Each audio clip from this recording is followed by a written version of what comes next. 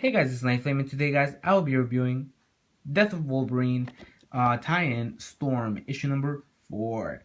So yeah, guys, let's just get into the review. So this issue opens up with Storm grieving, and I thought it was a really interesting process, actually. She basically creates a spectrum. I forgot what they're called, but it's kind of those things, Aurora or whatever, Aurora spectrum. I'm gonna show you. There's a better picture here. She creates this, because that's how she grieves, and I really thought it was really interesting. And one thing that I liked is how it's been 3 issues in, because this is number 4. We see the girl from issue number 1. We see Callisto from number 2, and Forge from number 3. All of them are looking at this whole thing. So I really thought it was interesting that all of this is connected. After this, she grieves, and there's a really cool panel that I must show you guys. Victory Bond they're really great job, and this is one of my favorite panels of this week. They're really great.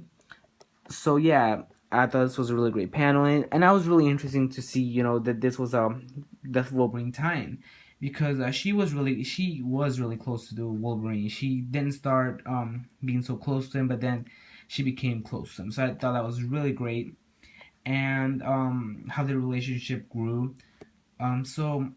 She grieves, and I thought it was really interesting. But after that, it kind of goes downhill. We see that Yukio or Yuriko or whatever, I'm gonna show you her panel. She calls Storm. It's Yukio, yeah. She calls Storm, and she's waiting for Wolverine because they had to do what they traditionally do.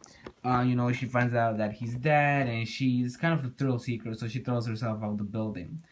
She cries. Both of them cry. I thought that was sweet, but then, we get into some other story about how Yukio leads an underground, kind of like a death battle between criminals, and Storm opposes it, and they kind of turn on Yukio, so now she has to fight for her life, but she really can't because she's in a wheelchair. So we're gonna see what happens next issue, and apparently that one is a Death of Wolverine time too, and this is the last page of Yukio, what will Wolverine do and stuff like that.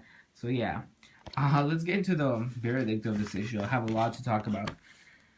I think this one suffers from being a tie-in. I don't think. Not from that aspect, but I think it disrupted the story, and it kind of got Storm involved in a really weird storyline. It seems like I'm really not aware of this Yukio character. I really don't know what does she play in the X-Men universe. But I take the whole Death of Wolverine tie-in. That it suffers from that. I thought if this whole issue, I take that back. I thought if this whole issue was Death of Wolverine, I thought it would have been really interesting. At some issues, I think it would be weird. Like let me see, like if Thor had Death of Wolverine tie-in, I think that would be weird.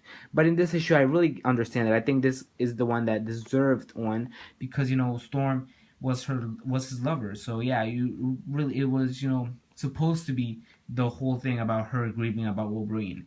Even though I don't like seeing characters grieve, I think this one was the one that should have been her grieving throughout the whole issue, kind of remembering memories. I thought that would have been great, but no, this issue was like you know at first she was really sad, but then she was like kind of not sad anymore, and then it was in a fight and she wasn't sad anymore. But Wolverine still mentioned because he was supposed to be there. So I thought that whole part, the first like 10 pages, I thought were great, amazing. If the whole story continued like that, it would have been my pick of the week for sure. But the second part of the book was like, what is she even doing there? I thought it would have been better if she grieved with the X-Men and she kind of remembered. But Yukio, I don't know, I think Greg Pak, tried to make Yukio an interesting character, and really, I think if she was a past character, make her interesting again and kind of bring her back into the whole Marvel universe. But, I think this should have been like a different storyline. Because it's the Death of Wolverine, and it really didn't involve, him being mentioned, except that he was supposed to be there. That's the only thing that people kept saying. But like I said, I really was disappointed with this issue. It's my worst pick of the week, because even though it has such a great start, it ended really badly and the execution was really weak. So honestly, I really don't want to pick up next issue, but I already ordered it. Oh god, I'm sorry guys. Ordered it from comic site, so I really have to read the next issue, even though I really didn't want to read it, but now I have to. So that's Storm issue number 4, and I gave this issue a 7 out of 10. I thought, let me change it to 6.5. 6.5. I thought the start was great. The execution was just weak. So thanks for watching, guys. Hope you like this video, and also subscribe to my channel if you haven't done so. And enter the content down below, guys, in the description box. So once again, thanks for watching, and goodbye.